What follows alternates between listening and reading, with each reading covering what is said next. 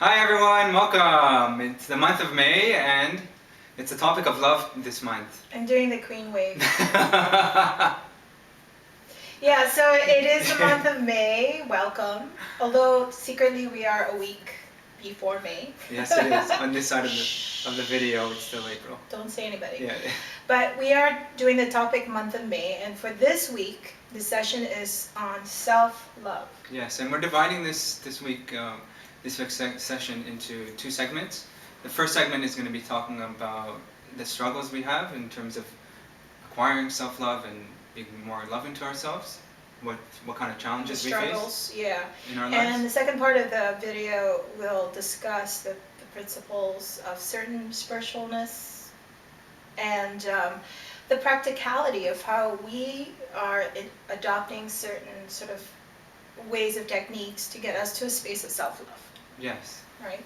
And So let's just delve into it. yeah, let's dive in. Let's dive in. Totally. Okay, so So it might be a bit messy. you can be your pearl diver.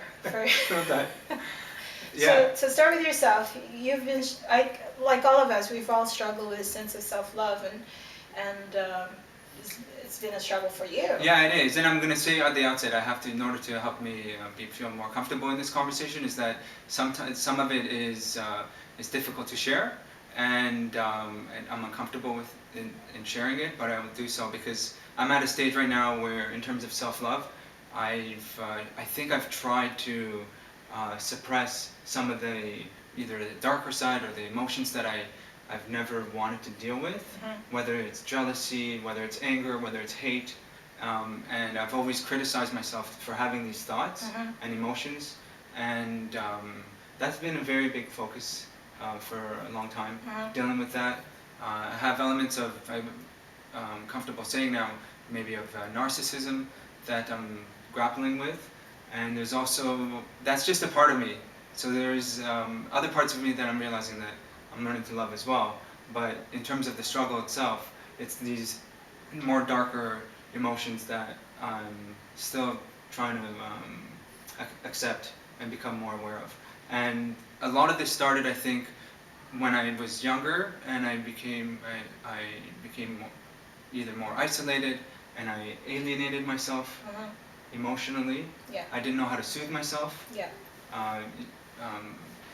In stressful situations, and a lot of my value was based on how well I did, particularly in school or in a career. If I had a sense of a direction, if I knew, if I was determined,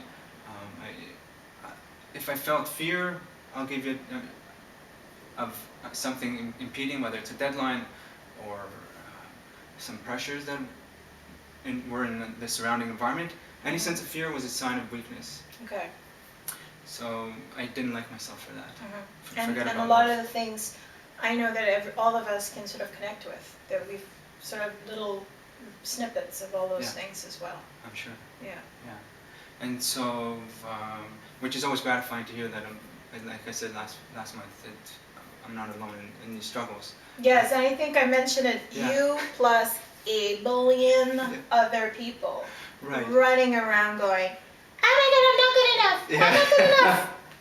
Yeah, and seeing the whole of me, not just parts of me, not the parts that I like, and accepting that I have that. That's the biggest challenge in this moment, and it's been going on for many years. And I may have other things to add after I listen to some of your struggles as well.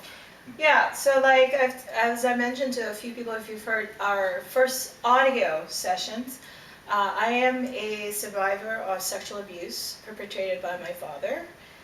But although I prefer the term warrior, because I think each day that I wake up to do the best that I can, that's what a warrior does, because a warrior does what they need to do each day. That's a great way to look at it. So my struggle, I would say, about self-love was non-existent. There's just no sense of self-love.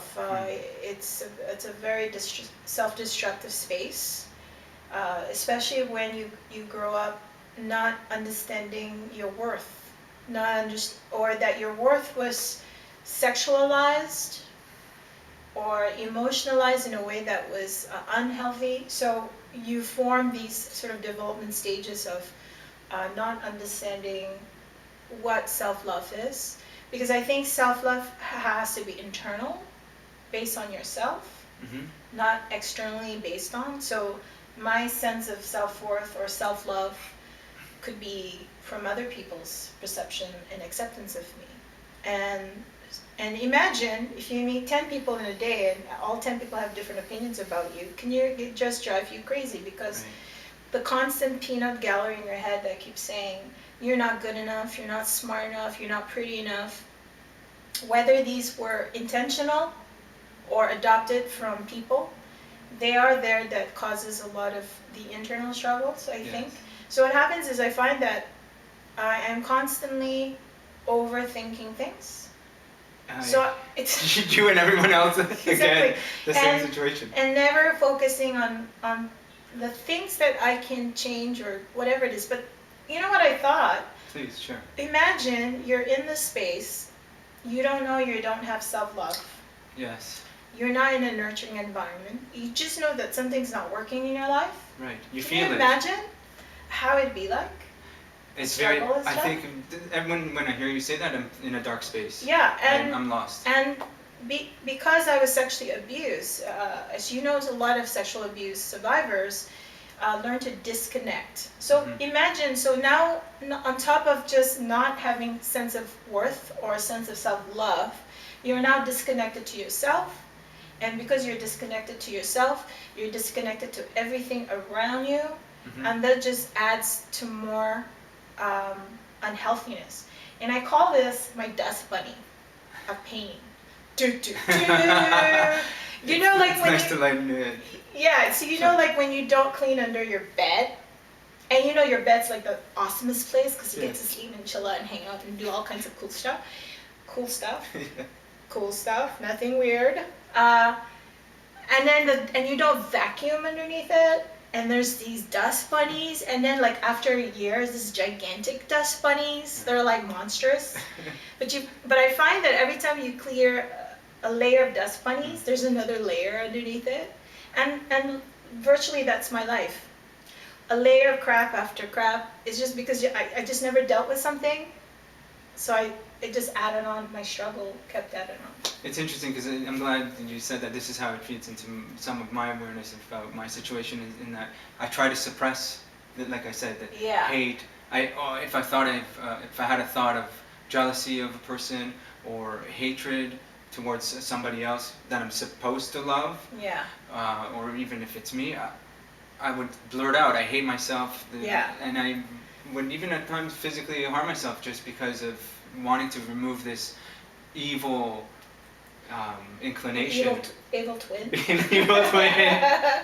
Yeah, the Jekyll and Hyde Yeah. kind of. But imagine, Yeah. Moshe, and some of you guys will probably understand what I'm trying to say, is when you don't even know you Yes. have that problem. Yeah.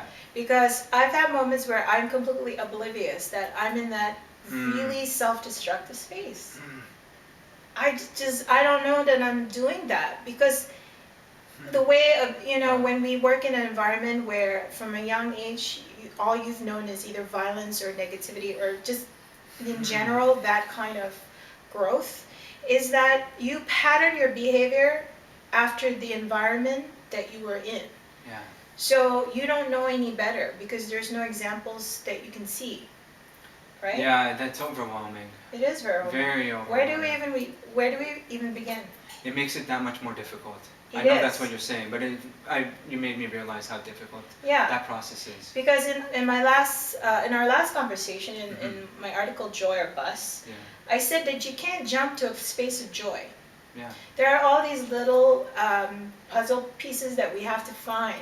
Right. One of them right now is self-love. That's part of the puzzle, because we feel that to go to joy, there are all these thousands of puzzle pieces that we got to put together to get to a space of joy.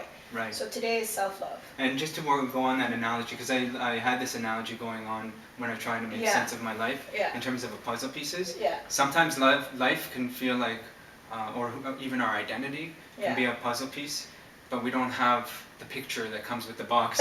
And you're trying to, how does this puzzle make sense? If you're like me, you try to find the corners Yes. and cheat. The frame. But you know you can't because God damn it, where are they? Where Yeah. are the pieces? Yeah. You just because you're missing it. Yes. Because it's not even you're missing the pictures. You're missing the puzzle pieces itself. Yeah. Totally. It is not in the box of plastic. You know where they are? Where? Surrounded by the dust bunnies. The dust bunnies. Okay, so guys, when you lose something, it's probably under your bed, Yeah. right? Surrounded by thousands of But dust that bunnies. is the exciting part Yeah. about what Moshe and I want to explore it with you, that Yes. we are going through this right now. Yeah, totally. We are, as we share with you, we're going through the Yeah. struggles. We're trying to learn and grow, and we hope that something in us, in you, Yes.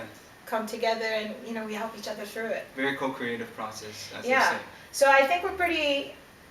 We got the gist We that locked it both down. of us are I think so. crazy people going uphill Yes. with no wheels, pushing that cart. So in our second part of our video, we want to discuss mostly about some of the principles, spiritual principles that we think really makes a difference. And we want to show the practicality of how we reach those spaces. Yeah. So you Right? take that awareness to another level. Woo! See you soon. See ya. Bye.